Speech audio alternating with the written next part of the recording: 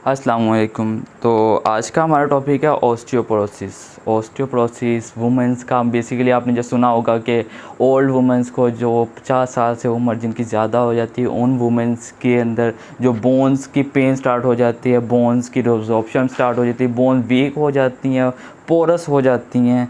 ये तो सबने सुना होगा। अब मैं आपको आज ना बताता हूँ ऑस्टियोपोरोसिस होता क्या है, ऑस्टियोपोरोसिस की डिटेल बताता हूँ आपको कि ऑस्टियोपोरोसिस किस एज में है, उसकी रिस्क फैक्टर्स क्या है, उसका ट्रीटमेंट क्या है, इन्वेस्टिगेशन क्या है, और कुछ टीडीज़ बताऊंगा आपको जो आपको एग्ज़ाम पॉइंट ऑफ व्यू से और क्लिनिकल पॉइंट ऑफ व्यू से आपको डिफ्रेंशिएट करने में हेल्प करेगा। तो स्टार्ट करते हैं ऑस्टियोपोरोसिस से कि ऑस्टियोपोरोसिस आपकी मेटाबॉलिक डिजीज़ है। मेटाबॉलिक डिजीज़ है मतलब इसके अंदर मेटाबॉलिज्म इन्वॉल्व होगा। एक चीज़ याद रखना, मेटाबॉलिज्म में आपको सिंपल हिंट दूँ तो पैराथायरॉयड हार्मोन याद रख लेना ऐसे, ठीक है। तो उसके अलावा इसकी ये जो बोन्स की डिजीज़ हैं उसमें मोस्ट कॉमन डिजीज़ है, आपने सुना होगा हर जो है ना औरत, फीमेल्स का मेनली याद रखना है कि ऑस्टियोपोरोसिस जो आपका बेसिक सब्जेक्ट जो है ना कॉन्सेप्ट है आपके एफएससी लेवल से जो डेवलपमेंट माइंड के अंदर की ऑस्टियोपोरोसिस वुमेंस के अंदर होता है कॉमनली, उनकी हड्डियां कमज़ोर हो जाती हैं। तो उसी को लेके चलते हैं। तो बताता हूँ कि ये मोस्ट कॉमन बोन डिजीज़ है, मोस्ट कॉमन बोन डिजीज़ है, बोन डिसऑर्डर है या बोन डिजीज़ है जैसे भी आप कह लें। सेकेंडली ये आपका मेटाबॉलिक डिसऑर्डर है,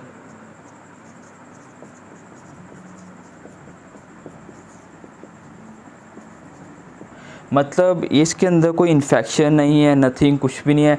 ये आपकी अपनी ही बॉडी की वजह से आपकी बॉडी की जो आपकी बोन्स हैं उनका डिसऑर्डर है, बोन की पेन होगी। सिम्टम्स मैं आपको बाद में बताता हूँ। तो अब फर्स्ट ऑफ ऑल तो ऑस्टियोपोरोसिस हो क्यों रहा है, डिजीज़ की कॉजेज़ क्या हैं, इसके रिस्क फैक्टर्स क्या हैं।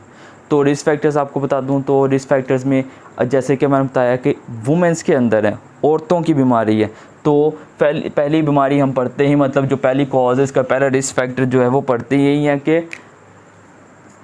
इसका जो रिस्क फैक्टर है, पहले कॉज जो है वो पढ़ेंगे कि पोस्ट मेनोपॉजल वुमेन, मतलब जो जिनके अब मेनोपॉज मतलब 50 साल से उम्र ज़्यादा होगी, 51 एज जो एवरेज है मेनोपॉज की। तो पोस्ट मेनोपॉजल वुमेंस,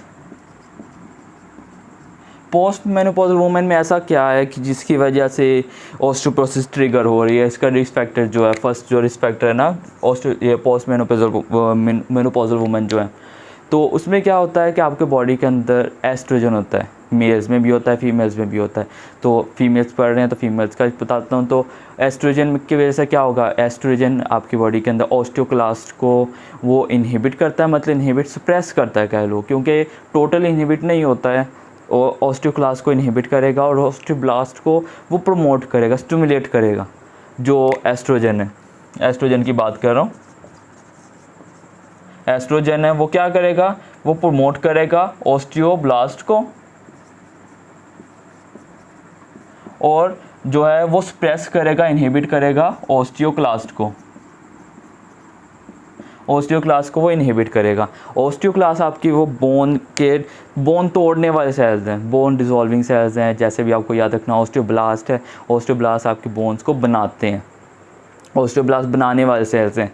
तो ऑस्टियोब्लास्ट ज़्यादा होंगे, नॉर्मली बॉडी के अंदर एस्ट्रोजन होता है तो उसकी वजह से ये मैकेनिज़्म है कि इसकी वजह से आपकी बोन टूटती है, बनती है, टूटती है और बनती है, मतलब रिपेयर होती रहती है और वो प्रोसेस है। लेकिन 50 साल की उम्र के बाद जब ओवरीज ख़त्म हो जाएंगी, कंसेप्ट बनाने के लिए वैसे बोल रहा हूँ कि ओवरीज नहीं है, ओवरीज हैं ऑफ कोर्स हैं, तो एस्ट्रोजन की प्रोडक्शन कम है, ठीक है, एस्ट्रोजन की प्रोडक्शन कम है और एस्ट्रोजन नहीं बन रहा। एस्ट्रोजन में एस्ट्राडायोल की बात कर रहा हूँ, एस्ट्राडायोल तो आपको ऑफ कोर्स प्रेगनेंसी में होगा, एस्ट्रिनोन की बात नहीं यहाँ पे कर रहा, एस्ट्राडायोल की बात कर रहा हूँ। तो एस्ट्राडायोल नहीं होगा, प्रोसेस ऑपोजिट उल्टा हो जाएगा। क्या होगा, ऑस्टियोक्लास्ट को इनहिबिट नहीं होंगे, ऑस्टियोब्लास्ट स्टिमुलेट नहीं होंगे, ऑपोजिट होगा। एस्ट्रोजन नहीं है, ऑस्टियोब्लास्ट कम हो जाएंगे, ऑस्टियोक्लास्ट जो हैं ये ज़्यादा हो जाएंगे, ठीक है। तो इसकी वजह से आपकी बोन्स जो हैं वो ब्रेक डाउन होना शुरू हो जाएगी। ये था पोस्ट मेनोपॉजल वुमेन। इसके अलावा क्या होगा, वुमेन्स हैं, वुमेन से ही वुमेन का याद रख लेना कि बुढ़िया ना, मतलब औरतों को ना क्या होता है कि मेरा वेट बढ़ रहा है, हाँ मतलब बॉडी वेट गेन हो रहा है, तो उसके लिए क्या करती, डाइट करती हैं। डाइट, कुछ नहीं खाना पीना, मतलब मेल न्यूट्रिशन की वजह से हो जाएगा। मेल न्यूट्रिशन, जब कुछ खाना पीना ही नहीं है, हड्डियां की लगना, तो मतलब वही कहता है ना, खादा पीता लगता है। तो खादा पीना मतलब कि जब खाना पीना कुछ नहीं, मेल न्यूट्रिशन होगी, बॉडी को कैल्शियम नहीं मिलेगा, फॉस्फेट नहीं मिलेगा, ये जीआईटी से जो अब्जॉर्ब भी नहीं होंगे, आएंगे तो अब्जॉर्ब होंगे। तो दूसरा मेल न्यूट्रिशन या तो पेशेंट जो है खाता नहीं है या खाता तो उगल देता है। तो 2 डिजीज़ हैं, उनको यहाँ डिस्कस नहीं करना। तो आपकी बुलिमिया नर्वोसा और आपकी एक डिज़ीज़ है एनोरेक्सिया नर्वोसा। इसमें क्या होता है, पेशेंट खाता नहीं है या अगर खाता है तो निकाल देता है, तो इनको यहाँ डिस्कस नहीं करना, जस्ट यहाँ पे याद रख लें। तो एनोरेक्सिया नर्वोसा और बुलिमिया नर्वोसा।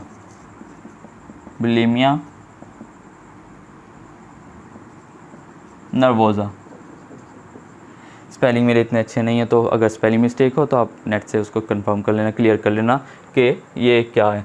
तो आपको बस याद रख लेना है कि बुलिमिया नर्वोसा और एनोरेक्सिया नर्वोसा। मेल न्यूट्रिशन याद रख लेना है, वुमेन से ही कि उन्होंने खाना पीना है, सूखी चिड़ी होगी, कुछ खाती पीती नहीं होगी, तो हड्डियाँ कमज़ोर हो जाएंगी। ऐसे याद रखना, अपनी टर्म में, जो कॉमन टर्म है ना, उसमें याद रख लेना। दूसरा, वो इंसान जो कुछ एक्सरसाइज नहीं करता, हरकत ही नहीं करनी, फिज़िकल इनएक्टिविटी, मतलब सारा दिन बैठे रहना, कोई काम नहीं करना है, हड आराम, तो फिज़िकल इनएक्टिविटी,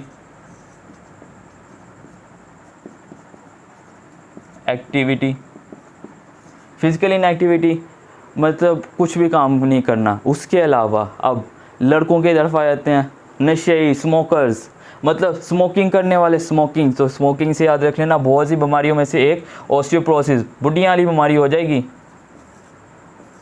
तो स्मोकिंग पाकिस्तान में तो कॉमन नहीं है, लेकिन जो फॉरेनर्स होते हैं, जो पाकिस्तान से पढ़ने के लिए जाते हैं, तो ऑफ कोर्स सबको पता है। तो स्मोकिंग के अलावा अल्कोहल कंजप्शन, पाकिस्तान में ऑफ कोर्स मुस्लिम कंट्रीज़ के अलावा दूसरे कंट्रीज़ में तो अल्कोहल कॉमन है ना, तो अल्कोहल।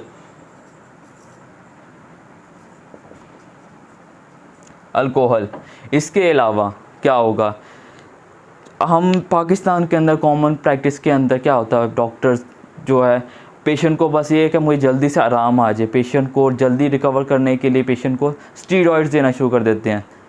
ये गलत है, लेकिन पाकिस्तान में कॉमन है। तो स्टीरॉइड्स मतलब कुछ डिजीज़ के अंदर ऑफ कोर्स स्टीरॉइड यूज़ करने पड़ते हैं, लेकिन स्टीरॉइड बस आप सिंपली ऐसे याद रख लेना कि कॉमन प्रैक्टिस में स्टीरॉइड्स देते हैं, स्टीरॉइड की वजह से हो रहा है। तो स्टीरॉइड्स,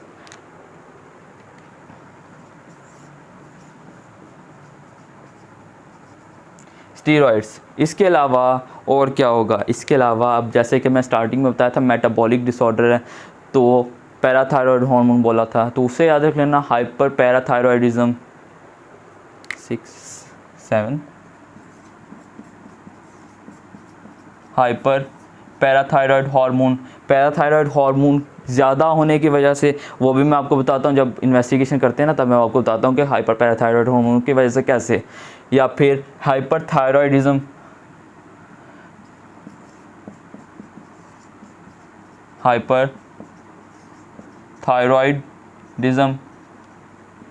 हाइपरथायरॉयडिज्म की वजह से हो सकता है। और क्या कॉजेज़ होंगी ये आपका, और स्मोकिंग हो गया, एंड ये था पोस्ट मेनोपॉजल वुमेन, वो फीमेल्स जिनको मतलब 50 साल की उम्र से पहले ही या तो यंग एज में ही मेनोपॉज हो जाता है, तो अर्ली मेनोपॉज,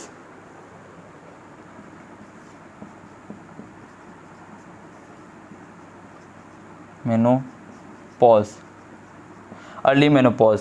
ये रिस्क फैक्टर्स थे आपके ऑस्टियोपोरोसिस के। रिपीट कर देता हूँ एक दफ़ा कि पॉज मेनोपॉजल वुमन मतलब एस्ट्रोजन नहीं बन रहा, ये पॉइंट्स याद रखना, क्योंकि ट्रीटमेंट इसी बेस पे है, इन्वेस्टिगेशन इसी बेस पे है। एस्ट्रोजन नहीं बनेगा, alcohol, smoking, steroids, hyper parathyroidism या हाइपोपैराथायरॉयडिज्म उसके रिलेटेड भी है, लेकिन वो डिजीज़ सेपरेट है। तो पैराथायरॉयड 4 चीज़ें बोली हैं, एक और चौथा absorption, mail nutrition, calcium phosphate, parathyroid hormone और एस्ट्रोजन।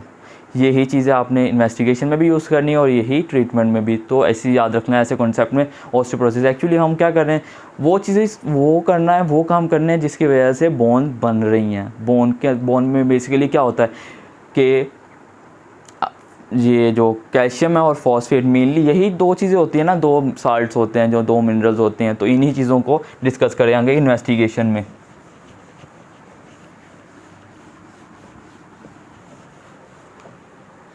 तो इन्वेस्टिगेशन में बेस्ट इनिशियल और मोस्ट एक्यूरेट आपका एक टेस्ट होता है D dimers. Best initial test भी यही है और मोस्ट एक्यूरेट भी यही है, डी डाइमर्स। डी डाइमर्स के अंदर हम टी स्कोर चेक करते हैं। डी डाइमर्स के अंदर ना हमें टी स्कोर बताता है। आप ऐसे करिएगा कि गूगल के ऊपर ना डी डाइमर्स की रिपोर्ट चेक करना, उसके अंदर आपको मिल जाएगा। तो डी डाइमर्स के अंदर टी स्कोर चेक करते हैं। तो टी स्कोर के अंदर अगर तो आप जस्ट याद रख लेना, ऐसे पॉइंट्स में याद रख लेना जो मैं बता रहा हूँ कि अगर टी स्कोर जो है, टी स्कोर अगर 0 to -2.5 इस रेंज में होगा तो ये ऑस्टियोपीनिया है। ये भी एमसीक्यूज आता है, तो ऑस्टियोपीनिया है।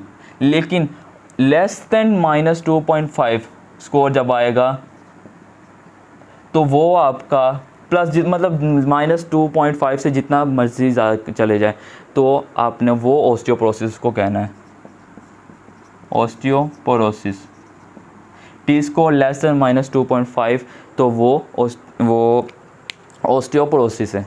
तो ये तो हो गया डी डाइमर। इसके अलावा इन्वेस्टिगेशन में आपने ब्लड के अंदर कैल्शियम, फॉस्फेट, पैराथायरॉयड हार्मोन, और पैराथायरॉयड हार्मोन का रिलेशन याद रख लेना है कि ALP से होता है।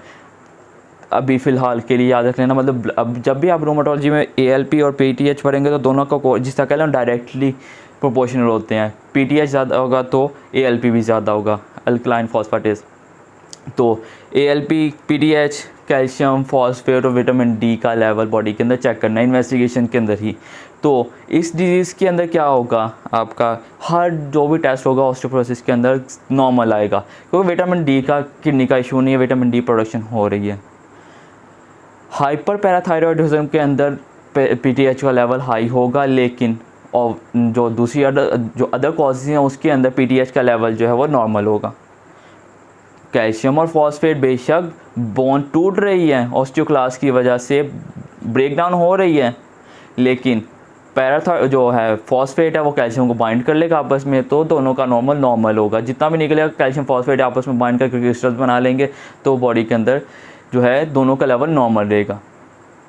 तो अदर इन्वेस्टिगेशंस में क्या होगा, PTH अगर पैराथायरॉयड हार्मोन ज़्यादा नहीं, हाइपर पैराथायरॉयडिज्म नहीं है, PTH normal, calcium normal, phosphate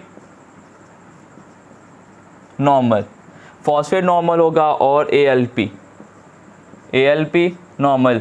vitamin D3 का लेवल चेक करेंगे, विटामिन D3 ये नॉर्मल होंगे, सब के सब नॉर्मल आएंगे, सभी टेस्ट करने पे नॉर्मल आएंगे। लेकिन सिर्फ इसीलिए बोला है कि बेस्ट इनिशियल भी यही है और मोस्ट एक्यूरेट भी यही है, डी डाइमर्स। सिम्टम्स रह गए थे पेशेंट के, सिम्टम्स क्या होंगे, पेशेंट प्रेजेंट कैसे करेगा।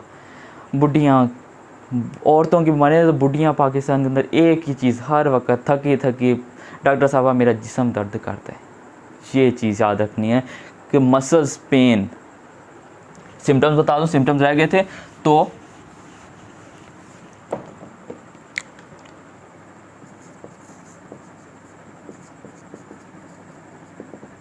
सिम्टम्स क्या होंगे।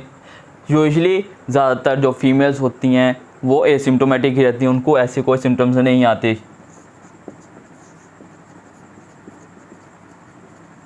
लेकिन है तो बीमारी के सिम्टम्स तो आएंगे ही। तो क्या होगा, हड्डियाँ कमज़ोर होंगी, बॉडी के अंदर कैल्शियम जो है उसका level maintain, of course calcium phosphate था बाइंड हो रहा है, लेकिन मसल्स के अंदर कैल्शियम लेवल जो है वो डिस्टर्ब रहेगा, जिसकी वजह से मसल्स वीक हो जाएंगे, कॉन्ट्रैक्शन का इशू होगा। तो मसल पेन होगी, मसल फटीग होगी, मसल पेन होगी। तो मसल वीकनेस होगी। और ऑस्टियोपोरोसिस का एक कॉमन फीचर याद रखना, लेस लाइकली है लेकिन कॉमन है, ठीक है। ऐसे याद रख लेना बैठे बैठे, और मतलब ना कहते हैं कि पुत मेरा जरा ना कद पहले नालों घट गया, मतलब उसका ना फीमेल्स का कम वो है ना साइज़ बोन्स का कम होता जाता है। और क्या होता है कॉमन फीचर में याद रख लेना कि इनका वर्टिब्रा बैठे बैठे कोलैप्स कर जाता है। कोलैप्स मीन के ये वर्टिब्रा पिंच कर जाएगा, फिस जाएगा आपस में, तो सडन फ्रैक्चर होंगे। मोस्ट कॉमन जो इसका सिम्टम आएगा ना पेशेंट को, मोस्ट कॉमन जो ज़्यादा मसल वीकनेस के अलावा मोस्ट कॉमन जो होगा वो सडन या स्पॉन्टेनियस फ्रैक्चर्स होंगे। स्पॉन्टेनियस फ्रैक्चर होंगे और कॉमन कहाँ का होगा, वर्टिब्रा का। बैठे बैठे ही मतलब ना वर्टिब्रा पिचक जाएगा और वो कमर की दर्द के साथ फिर आएगी, और वो उसके सिम्टम्स यहाँ पे डिस्कस करने की ज़रूरत नहीं है। तो स्पॉन्टेनियस फ्रैक्चर इसका मोस्ट कॉमन सिम्टम है। मोस्ट कॉमन सिम्टम इसका सडन फ्रैक्चर है। इसके अलावा मसल पेन होगी, मसल वीकनेस है तो मसल पेन भी होगी, मसल पेन होगी। ये सिम्टम्स थे। इन्वेस्टिगेशन में हमने किए थे कैल्शियम, फॉस्फेट और वो सब कुछ। अब मैं आपको कुछ डीडीज बता देता हूँ क्या होते हैं, या मैं आपको डीडीज बताता हूँ। डीडीज में क्या होगा, कैल्शियम, फॉस्फेट और विटामिन डी को यहाँ पर डिस्कस नहीं करेंगे, ALP and PTH, parathyroid hormone. ये 4 चीज़ें हैं, जब ब्लड के अंदर इनका इम्बैलेंस होगा उसकी बेस पे आपने कौन कौन सी डिजीज़ करनी है वो मैं आपको अभी बताता हूँ। तो फर्स्ट ऑफ ऑल आ जाएगा, अगर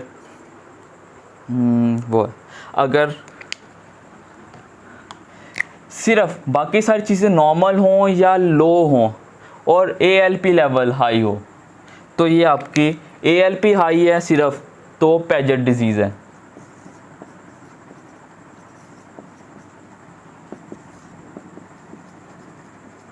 सिंपल जो आपके MCQs पिक करना है वो इस बेस पे कर लेना कि हर चीज़ नॉर्मल है, सब कुछ नॉर्मल है तो ऑस्टियोपोरोसिस है। ALP हाई है, बाकी सब नॉर्मल है या लो कर लो अब, तो वो पेजेट डिजीज़ है। अब ALP हाई है, ALP के साथ PTH को हाई कर लेते हैं, PTH हाई कर लिया है, फॉस्फेट, कैल्शियम लो कर लेते हैं, तो आपकी ये डिजीज़ आ जाती है। आगे मैं आपको बताऊंगा वो है ऑस्टियोमलेशिया। ऑस्टियोमलेशिया याद रखना, मलेशिया कंट्री से ऑस्टियोमलेशिया, ऑस्टियोमलेशिया या मलेशिया जैसे भी आपने पढ़ना है। और अगर बॉडी के अंदर कैल्शियम लेवल हाई है, PTH भी हाई है, ALP भी हाई है, कैल्शियम भी हाई है, कैल्शियम हाई है या ठीक है, कैल्शियम भी हाई है, तो अब कैल्शियम हाई, पोटेशियम कम हो रहा है, सॉरी फॉस्फेट कम हो रहा है, फॉस्फेट ने कैल्शियम को बाइंड करना है ऐसे याद रख लेना, तो फॉस्फेट ही नहीं अगर होगा तो वो कैल्शियम को बाइंड नहीं करेगा, ब्लड के अंदर कैल्शियम लेवल ज़्यादा हो जाएगा। अब जो फॉस्फेट है उसने एक्सक्रीट आउट होना है किडनी से। अगर बॉडी के अंदर पेशेंट को हाइपर पैराथायरॉयडिज्म हो, प्राइमरी हाइपर पैराथायरॉयडिज्म हो,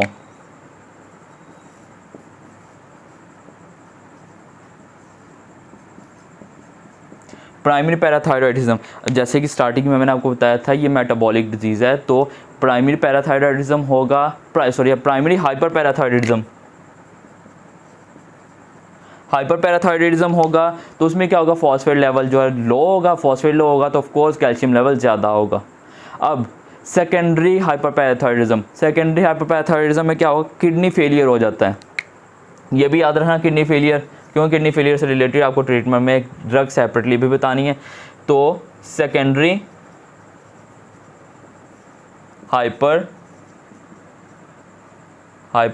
parathyroid hormone, secondary hyper parathyroid hormone, इसमें क्या हाइपर पैराथायरॉयडिज्म, हार्मोन लिखा, पैराथायरॉयडिज्म अभ्यास याद है, हाइपर पैराथायरॉयडिज्म सब कर लें, इज़म मतलब डिजीज़ की बात कर रहा हूँ, hyper parathyroidism.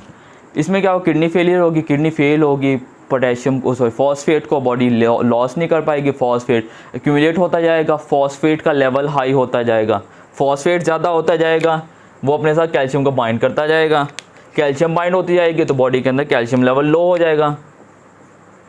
Calcium level low है, पीटीएच ज़्यादा है, एएलपी ज़्यादा है और फॉस्फेट ज़्यादा है, तो आप ये सोचना कि ये सेकेंडरी हाइपरपैराथायरॉयडिज्म है। ये कुछ डिजीज़ जो सेपरेटली आपकी थी, लेकिन यहाँ पे आपको just paper point of view से बता दूँ डीडीज़, तो वो ये है कि अगर ये इन 4 जो हैं पॉइंट्स, मतलब कैल्शियम, फॉस्फेट और एएलपी और पीटीएच की बेस के ऊपर ये 4 डीडीज़ बन जाती, 5 1 2 3 4 5 हाँ 5 बन जाती हैं, 5 डीडीज़ है। और एक और, अगर एएलपी को छोड़ो, पीटीएच को ध्यान नहीं दो, मतलब ये नॉर्मल है, लेकिन बॉडी के अंदर फॉस्फेट भी लो है और कैल्शियम भी लो है, दोनों चीज़ें ही लो हैं। जब ये दोनों चीज़ें लो होंगी, अभी तक मैंने बताया बाकी सब नॉर्मल रहेगा, सिर्फ ये दो नॉर्मल, ये दो जो चीज़ें हैं फॉस्फेट और कैल्शियम जो लो होंगे, ये नॉर्मल है, एएलपी नॉर्मल, पीटीएच नॉर्मल है, तो आपने लाजमी उसका विटामिन डी लेवल चेक करना है, क्योंकि विटामिन डी होगा तो आपकी बॉडी के अंदर कैल्शियम और फॉस्फेट अब्जॉर्ब होगा, तो vitamin D3 deficiency, vitamin D3 deficiency होगी तो बॉडी के अंदर कैल्शियम और फॉस्फेट लेवल दोनों लो होंगे, पीटीएच नॉर्मल होगा, एएलपी नॉर्मल होगा। तो ये आपके कुछ डीडीज़ थी, इन्वेस्टिगेशंस थी। अब इनका ट्रीटमेंट भी इन 4 जो एलिमेंट्स है ना, इन्हीं के बेस पे करना है। एएलपी को भी आप मिस करा दो यहाँ से, यहाँ पे आप लिख लो कि इसकी जगह पे एस्ट्रोजन लेवल लिख लो, क्योंकि एस्ट्रोजन वुमेंस की डिजीज़ तो नहीं ना अब छोड़नी है, वुमेंस का एस्ट्रोजन लेवल की वजह से हो रहा है। तो ट्रीटमेंट, बेस्ट इनिशियल ट्रीटमेंट क्या होगा? Lifestyle modification.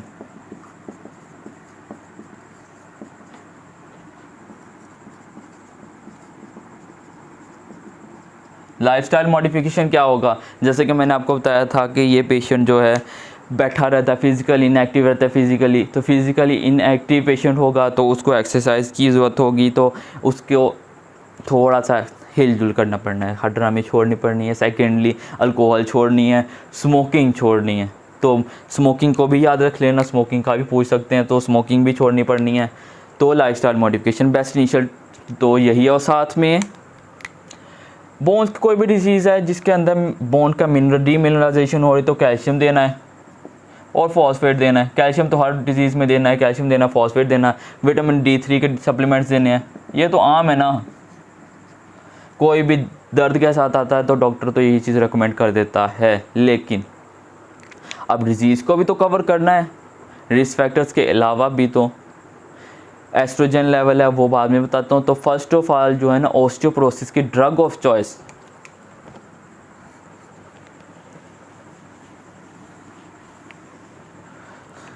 जो ऑस्टियोपोरोसिस की ड्रग ऑफ चॉइस है वो है बिसफॉस्फोनेट्स।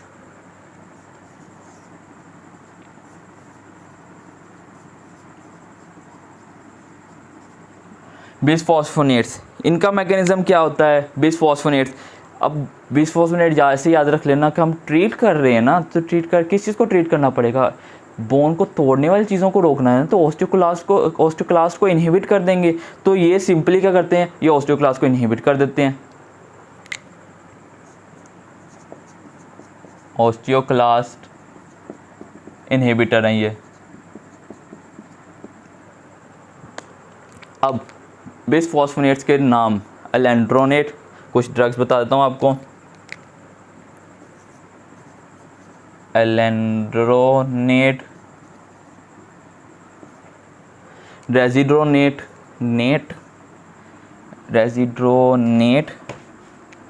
टी, इस टी, एलेंड्रोनेट, रेजिड्रोनेट।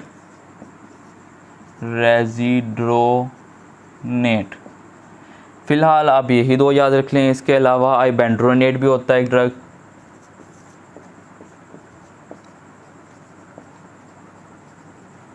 लेकिन जो आपने याद रखना है वो रेजिड्रोनेट और एलेंड्रोनेट है। रेजिड्रोनेट जो है वो सबसे बेहतरीन, जो सबसे अच्छी वाली है, सबसे बेस्ट वन है ना, गुड बॉय वाली है, वो ये है रेजिड्रोनेट। रेजिड्रोनेट सबसे बेटर वाली है। उसके अलावा एलेंड्रोनेट है, तो एलेंड्रोनेट का मैं यूज़ थोड़ी देर बताता हूँ। तो इसके अलावा क्या है कि ये बिसफॉस्फोनेट्स को आपको 5 साल तक एटलीस्ट, या 5 साल तक इस्तेमाल करना पड़ता है। और एक क्लिनिकली पॉइंट ऑफ व्यू से बता रहा हूँ कि आपको जो बिसफॉस्फोनेट्स हैं उसको 5 साल तक यूज़ करना पड़ता है। और इसका I think so her weekly he use करते हैं। नो, इसका भी नहीं है। तो आप इस तरह करें कि बस इतना ही याद रखिए, क्योंकि पेपर पॉइंट ऑफ व्यू से आपको मेजरमेंट्स कैसे यूज़ करना वो तो नहीं पूछेंगे, ड्रग ऑफ चूज़ पूछेंगे, वो बिसफॉस्फोनेट है। और उसमें ड्रग का ऐसे नहीं लिखा होगा कि बिसफॉस्फोनेट, तो एलेंड्रोनेट या रेजिड्रोनेट में से लिखा होगा, रेजिड्रोनेट लिखा होगा। ये ऑस्टियोक्लास्ट इनहिबिटर हैं। अब इसके साइड इफ़ेक्ट्स, और अगर हाँ पहले साइड इफ़ेक्ट बताता हूँ। साइड इफ़ेक्ट्स क्या होंगे बिसफॉस्फोनेट के। बिसफॉस्फोनेट आपका जो जा है, जो जा का जो है फ्रैक्चर होगा, तो पेशेंट को जा फ्रैक्चर होंगे, पेशेंट को जीआईटी डिस्टर्बेंस होगी, गर्ड होगा, पेशेंट को एनोरेक्सिया होगा, फीवर होगा। तो मोस्ट कॉमन इसके अंदर क्या होगा, पेशेंट को मोस्ट कॉमनली नहीं, लेकिन साइड इफ़ेक्ट्स में ऐसे याद रख लेना कि एनोरेक्सिया होगा, फीवर होगा, पेशेंट का जा फ्रैक्चर होगा, एटिपिकल जा फ्रैक्चर होगा। जो मोस्ट कॉमनली इसका साइड इफ़ेक्ट आता है ना बिसफॉस्फोनेट्स का, वो यही होता है कि पेशेंट को जीआईटी डिस्टर्बेंस रहती है, जीआईटी प्रॉब्लम होगी, जीआईटी की प्रॉब्लम की वजह से गर्ड होगा, गर्ड गैस्ट्रोएसोफेजियल रिफ्लक्स, गर्ड होगा। उसके अलावा पेशेंट को क्या होगा, पेशेंट को एनोरेक्सिया होगा और फीवर हो सकता है। मोस्ट कॉमनली इसका जीआईटी डिस्टर्बेंस ही है। और जो पेपर पॉइंट ऑफ व्यू से है वो एटिपिकल जा फ्रैक्चर है। साइड इफेक्ट बिसफॉस्फोनेट का एटिपिकल जा फ्रैक्चर। पहले तो ओस्टियोपोरोसिस की वजह से वर्टिब्रा का फ्रैक्चर हो रहा था, अब उसको ट्रीट करने के लिए अब बिसफॉस्फोनेट यूज़ करें, उसके बाद से मुंह का जा है वो जबड़ा वो टूट रहा है। लाइक वाओ, फ्रैक्चर्स होने ही होने हैं। सेकेंडली ये हो गया अगर बिसफॉस्फोनेट जो है रेजिस्टेंट है, पेशेंट को उससे फ़र्क नहीं पड़ रहा कि बिसफॉस्फोनेट यूज़ कर लिया, इतना लंबा इस्तेमाल कर लिया, लेकिन कुछ नहीं हो रहा हैगा, तो उसको ट्रीट करने के लिए उस कंडीशन के अंदर आप यूज़ करते हैं डेनोजुमाब। अगर बिसफॉस्फोनेट से पेशेंट ट्रीट नहीं हो रहा तो नेक्स्ट ड्रग है आपकी डेनोजुमाब।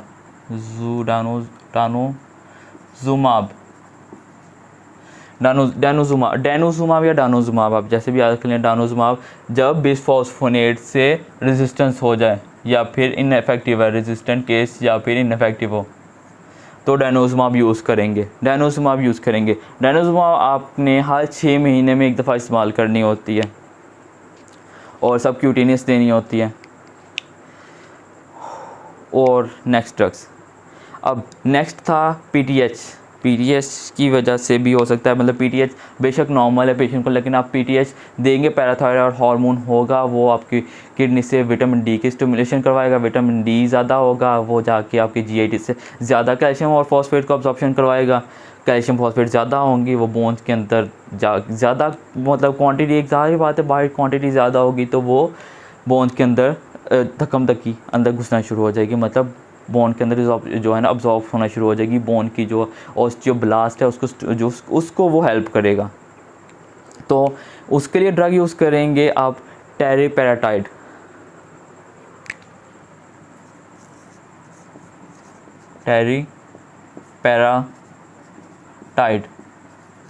ये क्या है, ये आपका पैराथायरॉयड हार्मोन जो है ना पीटीएच एनालॉग है। एनालॉग मतलब हम बाहर से ओरली जो है टेरिपेराटाइड दे रहे हैं, बाहर से पीटीएच हार्मोन ही दे रहे हैं। इसकी वजह से एक तो वो आपको हो गया, मैं बता दिया है कि जी इसकी वजह से पीटीएच ज़्यादा होगा, विटामिन ज़्यादा होगा एंड वो मिनरल की क्वांटिटी ज़्यादा हो जाएगी। लेकिन दूसरा, अब जो चीज़ ख़राब कर रही है और जो चीज़ बना रही है उसको भी तो करना है ना। इसका अब फ़नी थिंग ये है कि टेरिपेराटाइट क्या करता है, ये ऑस्टियोक्लास्ट को ही जाके स्टिमुलेट कर देता है। ऑलरेडी स्टिमुलेट हुआ है उसी को जाके स्टिमुलेट कर देगा। बॉडी का मैकेनिज्म चेक करना कि ऑस्टियोक्लास्ट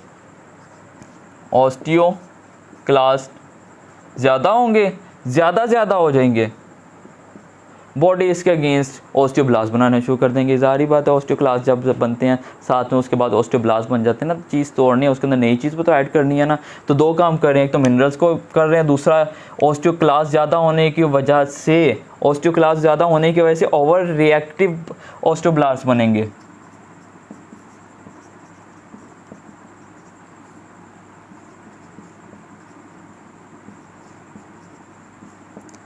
मतलब कि ऐसे कह लें कि ये ऑस्टियोब्लास्ट के अंदर जाके उनको और मतलब आग लगाएगा, उसको और ज़्यादा स्टिमुलेट करेगा, हाइपर करने की कोशिश करेगा। एक बंदा ऑलरेडी हाइपर है उसको जाके और हाइपर करेगा, वो गुस्से से फट पड़ेगा। इसी तरह के ऑस्टियोब्लास्ट होंगे, ओवर रिएक्टिव होंगे, ज़्यादा जो है ना बोन की डेंसिटी को इंक्रीज़ करना शुरू कर देंगे, क्योंकि इसके अंदर डेंसिटी कम हो रही है ऑस्टियोप्रोसिस के अंदर। तो ऑस्टियोब्लास्ट चाहिए हमें। हम क्या करना है, ऑस्टियोक्लास्ट को इनहिबिट करना है, तो जो है बिसफॉस्फोनेट दे दो। बिसफॉस्फोनेट नहीं इस्तेमाल कर सकते तो डेनोजुमाब। अगर उससे भी फ़र्क नहीं पड़ रहा तो पीटीएच एनालॉग दे दो। दो काम हो गए कि वो ऑस्टियोक्लास्ट को ज़्यादा कर देगा, दूसरा ऑस्टियोक्लास्ट ज़्यादा होने की वजह से ऑस्टियोब्लास्ट ज़्यादा होंगे। एक तो वो ऑलरेडी गुस्से में है, उसके बाद उनके हाथ में हथियार पकड़ा देने हैं, कैल्शियम और फॉस्फेट, जाके उन्होंने बोन के अंदर कैल्शियम फॉस्फेट को डिपॉजिट कर देना है। तो सिंपल मैकेनिज्म है टेरिपेराटाइट का। अब जो इम्पोर्टेंट है, जो पेपर पॉइंट ऑफ व्यू से आपको कंफ्यूज करने वाला और जो है ना मतलब आपको कंफ्यूज करने वाला आपको एमसीक्यूज आएगा, वो होगा रिलॉक्सिफिन का। रेलॉक्सिफिन, इसको सेपरेटली आप याद कर लें बेशक। आपको ऑस्टियोपोरोसिस के लिए ट्रीटमेंट जो क्लिनिकली तो इसका नहीं आएगा, ये एमसीक्यूज पॉइंट ऑफ व्यू से ही आएगा। तो कि एक ड्रग है जो ऑस्टियोपोरोसिस को भी ठीक कर रही है, पेशेंट का जो बोन की है वो भी, बोन के जो सिम्टम्स है उसको भी कवर कर रही है, और पेशेंट को कैंसर के रिस्क भी कम हो रहे हैं। कैंसर का बोन्स के साथ क्या ताल्लुक, कैंसर के ट्रीटमेंट से बोन्स का क्या ताल्लुक। तो पेशेंट का ब्रेस्ट कैंसर, ब्रेस्ट और ओवेरियन कैंसर, फीमेल्स है ना, तो ओवेरियन कैंसर और ब्रेस्ट कैंसर, ये दोनों कैंसर जो हैं इसके रिस्क कम हो जाएंगे। और कैंसर फीमेल्स के अंदर एस्ट्रोजन की वजह से होता है, एस्ट्रोजन की वजह से हो रहा है कैल्शियम। तो वो क्या होगा कि एस्ट्रोजन की प्रोडक्शन को कम कर देगा। एस्ट्रोजन की प्रोडक्शन कम कर देगा तो ब्रेस्ट कैंसर और ओवेरियन कैंसर होगा। लेकिन अब सोचे कि ये दोनों किस तरह होगा, ये दोनों इक्वल है, मतलब डायरेक्टली प्रोपोर्शनल कह लें कि कैंसर कम हो, कैल्शियम कैंसर नहीं कम होगा, एस्ट्रोजन कम होगा, एस्ट्रोजन कम होगा, कैल्शियम कैंसर के जो है वो रिस्क फैक्टर्स कम हो जाएंगे। लेकिन मैंने आपको स्टार्टिंग में बताया था एस्ट्रोजन के कम होने की वजह से तो ऑस्टियोपोरोसिस हो रहा है। लेकिन अब एक ड्रग है जो कैंसर को भी कम कर रही है, लेकिन वो स्पेसिफिक जगह पे जाके एस्ट्रोजन की प्रोडक्शन को बढ़ा रही है। अब मैं आपको घुमाता नहीं हूँ, सब सिंपल सा बताता हूँ कि वो ये है कि रिलॉक्सिफिन ड्रग है आपकी एक,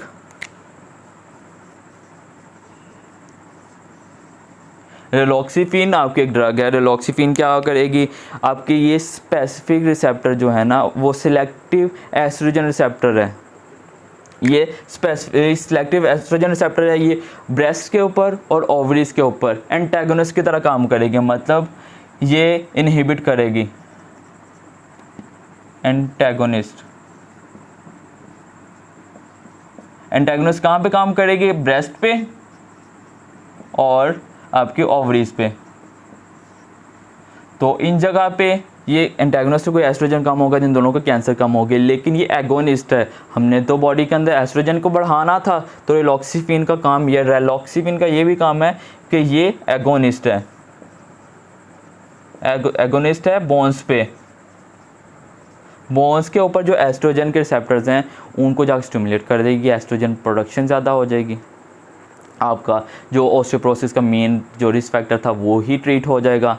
तो रिलॉक्सिफिन है। अब रिलॉक्सिफिन क्या कर रहा है, रिपीट कर देता हूँ कि ब्रेस्ट और ओवरी के ऊपर एंटागोनिस्ट है, एस्ट्रोजन कम होगा, कैंसर के रिस्क कम होंगे। लेकिन रिलॉक्सिफिन से मिलता जुलता एक और ड्रग है, उसमें क्या होगा, वो उसमें कहेगा कि पेशेंट को डॉक्टर ने ना रिकमेंड किया था एक ड्रग, उसकी वजह से उसको ब्रेस्ट कैंसर तो नहीं हुआ लेकिन ओवेरियन कैंसर हो गया। तो ओवेरियन कैंसर नहीं हुआ लेकिन ब्रेस्ट कैंसर हुआ है और साथ में ऑस्टियोपोरोसिस भी कवर हो गया है। तो वो कौन सी ड्रग होगी, टमोक्सिफेन या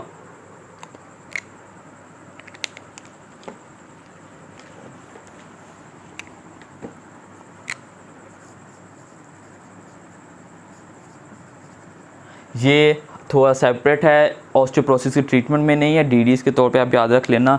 ये भी सिलेक्टिव एस्ट्रोजन रिसेप्टर या ये भी एस्ट्रोजन बोन में ज़्यादा इस्तेमाल करते हैं, तो ऑस्टियोपोरोसिस के ट्रीटमेंट के लिए यूज़ कर सकते हैं। तो अब इसमें क्या होगा, ये एंटागोनिस्ट के तौर पे काम करेगा,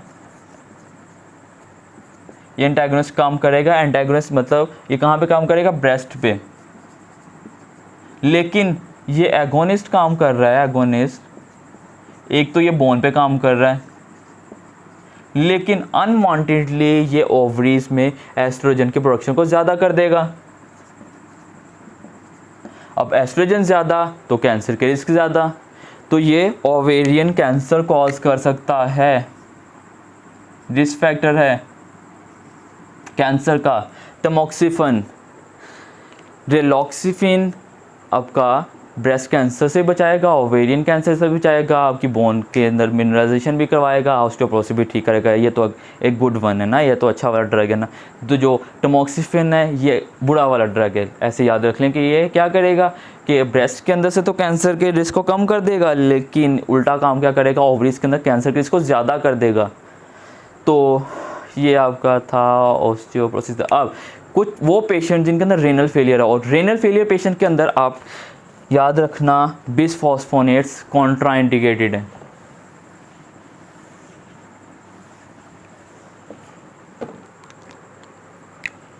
ये भी एमसीक्यूज है। बिसफॉस्फोनेट्स जो हैं वो कॉन्ट्राइंडिकेटेड हैं रेनल फेलियर के अंदर। अब रेनल फेलियर है, रेनल फेलियर वाले पेशेंट के अंदर एक तो आपने डेनोजुमाब यूज़ करना है, ये तो हो गया, ठीक है, ये सेपरेट पॉइंट से मिस हो गया था मेरे से। सेकेंडली अब आपको रिस्क फैक्टर्स में याद होगा कि मैंने आपको बताया था कि वो पेशेंट जिनको स्टीरॉइड्स यूज़ कर रहे हैं, स्टीरॉइड की वजह से ऑस्टियोपोरोसिस होना, तो स्टीरॉइड्स के अंदर एलेंड्रोनेट, अगर स्टीरॉइड्स का पूछा जाए स्टीरॉइड की वजह से अगर हो रहा है, स्टीरॉइड इंड्यूस है तो उसके अंदर एलेंड्रोनेट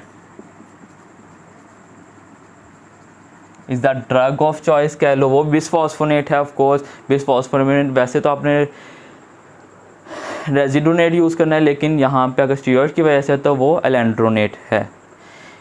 तो ये आपका था ऑस्टियोपोरोसिस। ऑस्टियोपोरोसिस फीमेल्स की डिजीज़ है, कॉमनली फीमेल्स की डिजीज़ है, मेल्स में भी होती है, स्मोकिंग की वजह से, अल्कोहल की वजह से, दोनों मेनली तो यूज़ करते हैं मेल ही, और पीटीएस की वजह से भी हो सकता है, हाइपरपैराथायरॉयडिज्म थायराइड की वजह से हो सकता है। तो इन्वेस्टिगेशन में आपने डी डाइमस याद रख लेना है, और रिस्क फैक्टर्स के अंदर आपने मेल न्यूट्रिशन मोस्ट जो कॉमन है वो पोस्ट मेनोपॉज़ल वुमेन है, एंड देन आप ट्रीटमेंट में बिसफॉस्फोनेट याद रख लो, ये भी इनफ है। लेकिन आपको पेपर पॉइंट ऑफ व्यू से याद रखना है बाकी सब भी कि कौन कौन सी ड्रग्स कैसे कैसे काम करेगी, और कौन सी ड्रग्स यूज़ कर सकते हैं, और कौन सी ड्रग कैंसर कॉज कर सकती है वो है टमोक्सिफेन, और कौन सी ड्रग जो है कैंसर के रिस्क को कम करती है और रिलॉक्सिफिन है। तो अगर आपको किसी भी पॉइंट की समझ ना आई हो, ऑस्टियोपोरोसिस एक्चुअली मेरा ऑस्टियो ही गलत है, ऑस्टियोपोरोसिस, तो ऑस्टियोपोरोसिस तो आप कमेंट कर सकते हैं, कमेंट करके आप कुछ भी ऑस्टियोपोरोसिस से रिलेटेड पूछ लें तो I will be there to answer. And for तब तक के लिए अल्लाह हाफिज़।